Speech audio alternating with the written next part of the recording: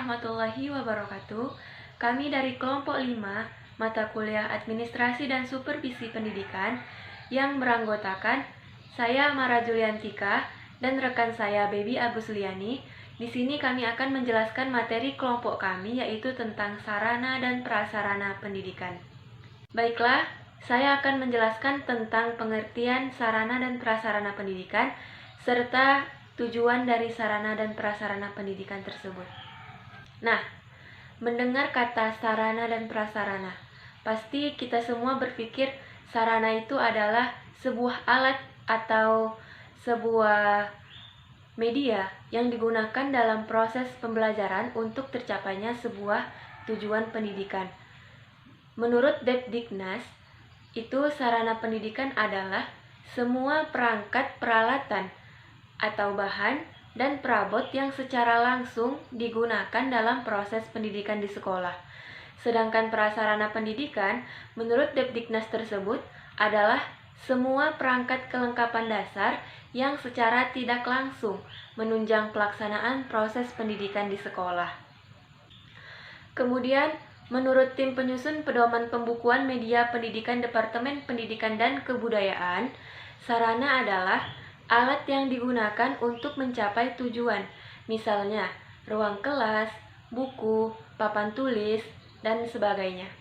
Kemudian prasarana adalah alat tidak langsung yang digunakan untuk mencapai tujuan dalam pendidikan, misalnya lokasi atau tempat, bangunan sekolah, lapangan olahraga, dan lain sebagainya. Nah, bisa dibilang bahwa sarana pendidikan tersebut adalah alat yang digunakan siswa atau yang dibutuhkan siswa dalam proses mengajar dan belajar di sekolah, seperti pena, buku, dan lain sebagainya. Yang tujuannya itu untuk memudahkan siswa dalam proses belajar dan mengajar tentunya. Sedangkan prasarana adalah fasilitas yang secara langsung menunjang proses pendidikan, seperti bangunan sekolah, lapangan olahraga, dan lain sebagainya.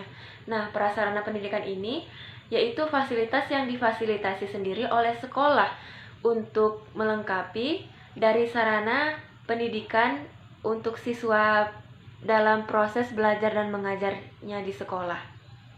Sarana dan prasarana pendidikan tersebut adalah penunjang bagi proses belajar mengajar atau semua fasilitas yang diperlukan dalam proses belajar mengajar, baik yang bergerak maupun yang tidak bergerak, agar pencapaian tujuan pendidikan berjalan dengan lancar, teratur, efektif, dan efisien. Nah, setelah kita tahu apa itu pengertian dari sarana dan prasarana pendidikan, kita tentunya pasti akan tahu juga apa itu tujuan dari sarana dan prasarana tersebut. Agar semua kegiatan mendukung tercapainya tujuan pendidikan, apabila sarana dan prasarana tersebut berjalan dengan baik, maka semakin yakin pula bahwa tujuan pendidikan akan tercapai dengan baik. Tujuan administrasi sarana dan prasarana tersebut adalah yang pertama, mewujudkan situasi dan kondisi sekolah yang baik sebagai lingkungan belajar maupun sebagai kelompok belajar yang memungkinkan peserta didik untuk mengembangkan kemampuan semaksimal mungkin.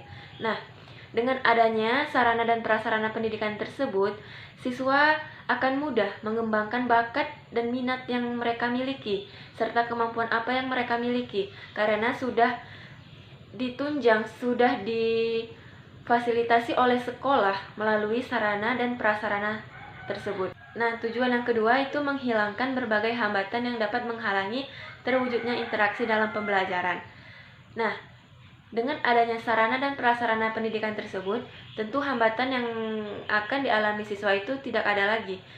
Seperti yang tujuan nomor 1 tadi, bahwa kan sarana tersebut akan memudahkan siswa mengembangkan kemampuannya semaksimal mungkin. Jadi ini berkaitan dengan tujuan yang kedua. Nah, untuk yang tujuan ketiga itu menyediakan dan mengatur fasilitas serta perabot belajar yang mendukung dan memungkinkan siswa belajar sesuai dengan lingkungan sosial, emosional, dan intelektual siswa dalam proses pembelajaran.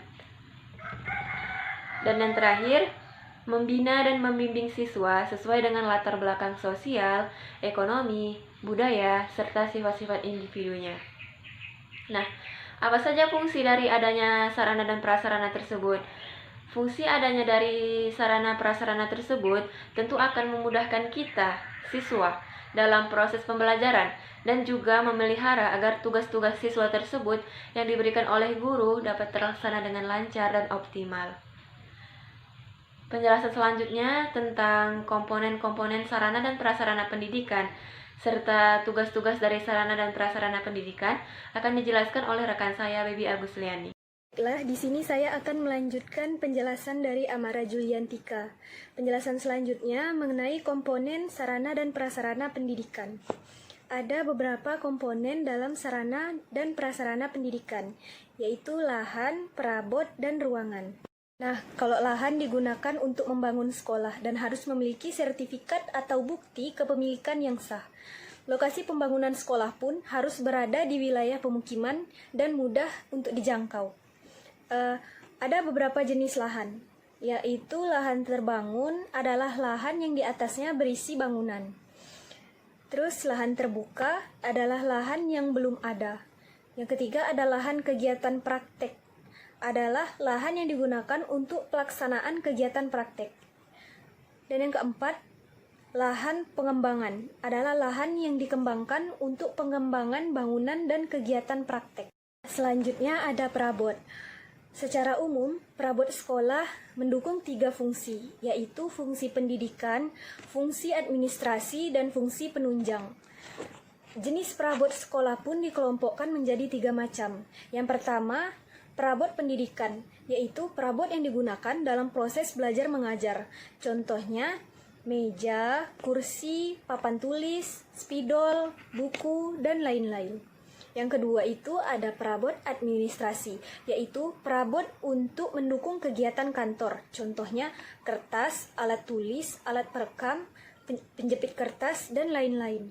Dan yang terakhir itu ada perabot penunjang, yaitu perabot yang digunakan dalam ruang penunjang, seperti perabot perpustakaan, perabot UKS, dan perabot OSIS.